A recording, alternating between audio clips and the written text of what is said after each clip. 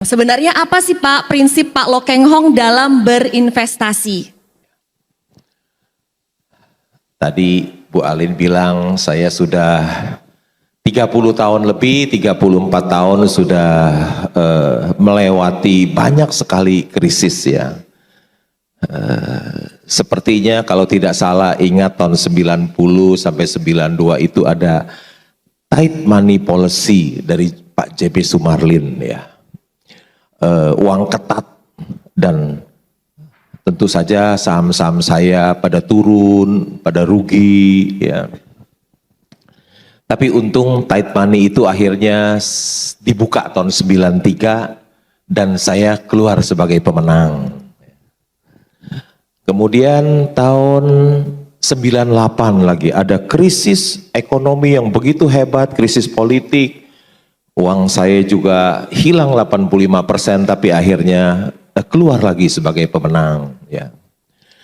Tahun 2008 ada krisis subprime mortgage ya, juga IHSG turun banyak, tapi saya tetap survive.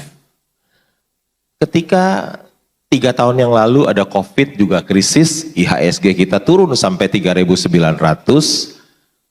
juga saya bisa keluar sebagai pemenang juga. Kenapa saya bisa melewati krisis itu? Karena saya tidak punya hutang. Saya tidak punya hutang. Jadi krisis, ya saya saham-saham saya nggak dipaksa jual. Saya tidak punya hutang. Jadi ketika krisis saham saya turun, ya saya pegang saja. Ya nanti dia kembali bisa naik lebih tinggi. Saya nggak punya hutang. Yang kedua, ketika krisis COVID 2020, pas krisis, Tuhan berkati saya. Saya punya uang, cukup banyak uang cash waktu itu. Jadi ketika krisis, saya bisa membeli semua ya. Diberitakan ada di tahun 2020 itu saya membeli saham apa ya. Punya uang banyak. Dan sekarang pun kita harus hati-hati ya. Karena di Amerika, di Eropa sudah krisis meskipun kita tidak ya. Saya juga diberkati juga ya. Karena bukan hanya tidak punya utang, tahun lalu saya ada menjual saham saya. Saya itu pemegang saham terbesar di holding company-nya Penin Bank ya, punya Penin Bank, punya Penin Daiichi, sahamnya naik dan saya sebagai pemegang saham terbesar nomor 2 saya keluar, semuanya berhasil keluar. Dan tahun lalu pun ketika tiba-tiba saya pemegang saham terbesar nomor 2 di Petrosi, di coal mining contractor punya 15%, tiba-tiba perusahaan itu diakuisisi dan saya menjual mengikuti tender offer, saya mendapat uang cukup banyak. Jadi ketika memasuki ketidakpastian pada saat ini, bukan saja saya tidak punya hutang, tapi saya punya uang cash yang banyak. Ya, uang cash yang banyak. Jadi saya sudah siap. Saya sudah siap. Kira-kira itu kenapa saya bisa melewati semua itu, karena saya tidak punya berhutang. Jadi kuncinya adalah tidak punya hutang dan punya uang cash ready. Saya agak nakal dikit boleh ya Pak? Ini tidak ada di pertanyaan. Nah, uang hasil take profitnya udah Bapak belanjain belum nih sekarang? Kan udah mulai turun ya IHSG.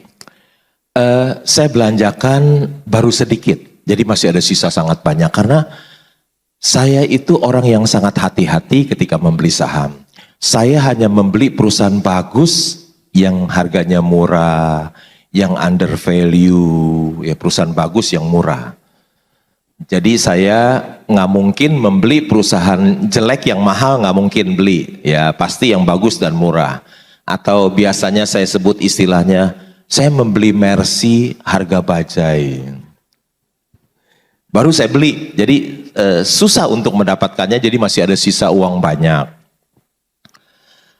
Di dunia nyata tidak ada orang bodoh yang mau menjual Mercy-nya di harga bajai. Tapi di bursa saham banyak. Banyak orang bodoh yang menjual Mercy-nya di harga bajai. Jadi saya pelan-pelan membeli, jadi masih punya uang sisa banyak. Wah, yang ingin mengikuti jejak Pak Lo, terutama untuk anak-anak yang baru masuk pasar modal juga nih Pak, apa yang perlu mereka pertimbangkan ketika masuk ke pasar modal, terutama yang punya impian bisa menjadi seorang full time investor juga Pak, sambil tidur tapi cuan gitu Pak, tambah kaya seperti Pak Lo. Kalau anak-anak muda tentu tidak bisa melakukan hal yang sama terhadap saya. Bisa, tapi mungkin nggak banyak. Karena untuk menjadi seorang yang tiap hari santai, tidak mau bekerja keras seperti saya itu harus punya uang yang banyak dulu. Aduh,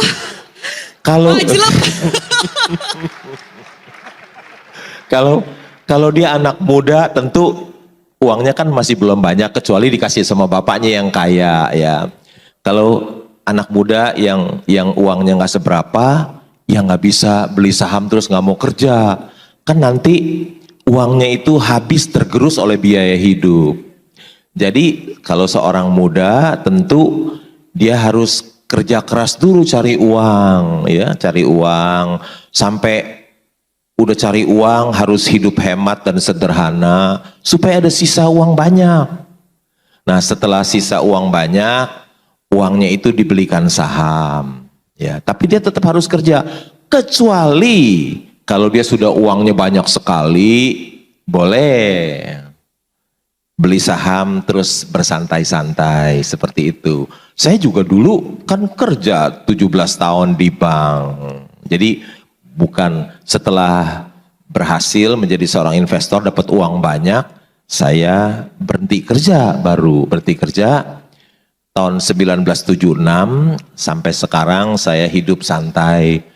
Sudah 27 tahun ya saya WFH, work from home 27 tahun di rumah. CFH ya Pak, cuan from home. Cuan from itu istilah dari Alin baru, kalau saya baru 27 tahun work from home, bekerja di rumah. Jadi dia baru bisa bersantai-santai. Kalau uangnya udah banyak, kita boleh bersantai kenapa? Karena kita punya saham di Wonderful Company. Wonderful Company itu dia yang menjadi mesin pencetak uang buat kita. Udah cuannya besar, tiap tahun dia bertumbuh. Jadi growing rich with the growing company. Jadi meskipun saya tidur, saya santai-santai karena saya punya Wonderful Company, saham Wonderful Company, hasilnya bisa jauh lebih besar daripada orang yang kerja keras.